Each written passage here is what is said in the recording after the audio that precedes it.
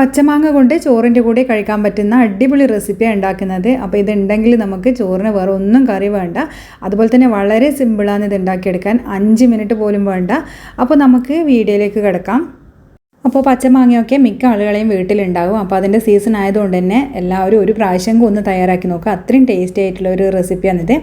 അപ്പോൾ ഇതാ നമ്മൾ നല്ല പുളിയുള്ള ഒരു പച്ചമാങ്ങ എടുത്തിട്ടുണ്ട്. അപ്പോൾ ഇത് മുഴുവനായിട്ടൊന്നും നമുക്ക് വേണ്ട. അപ്പോൾ നല്ലോണം ഒന്ന് കഴുകിയെടുത്തതിന് ശേഷം അതിൻ്റെ തോലൊക്കെ ഒന്ന് കളഞ്ഞെടുക്കുന്നുണ്ട്.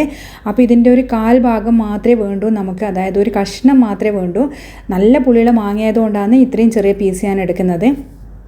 നല്ലോണം മൂത്ത മാങ്ങയാണെങ്കിൽ അതിന് ചിലപ്പോൾ മഞ്ഞ കളറൊക്കെ വീണിട്ടുണ്ടാവും. അതുപോലെ തന്നെ ചെറിയൊരു മധുരവും പുളിയൊക്കെ ഉണ്ടാവും അല്ലേ. അപ്പോൾ അങ്ങനെയുള്ള മാങ്ങയാണെങ്കിൽ ഇതിനേക്കാളും കുറച്ച് വലിയ പീസ് നോക്കിയിട്ട് എടുക്കുക.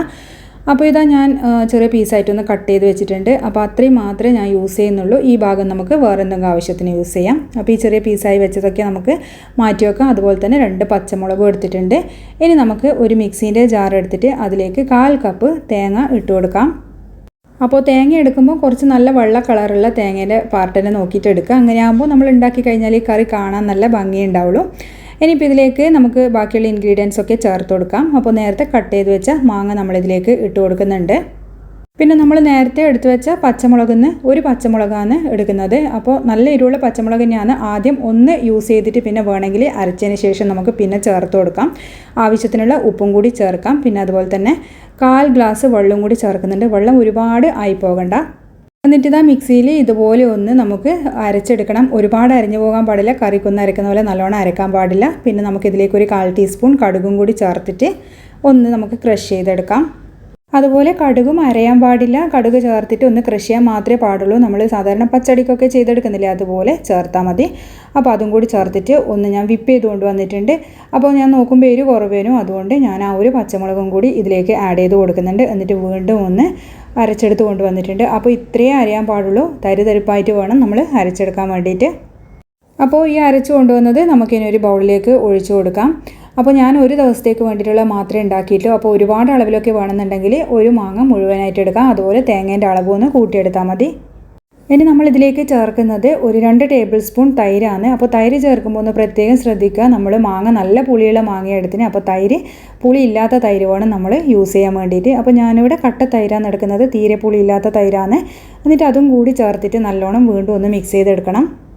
അപ്പോൾ നിങ്ങളടുത്ത് നല്ല പുളിയുള്ള തൈര് ഉള്ളെങ്കിൽ തൈര് യൂസ് ചെയ്യേണ്ട ആവശ്യമില്ല. കുറച്ച് വെള്ളം ചേർത്തിട്ട് ഈ ഒരു കൺസിസ്റ്റൻസി അഡ്ജസ്റ്റ് ചെയ്ത് കൊടുത്താൽ മതി.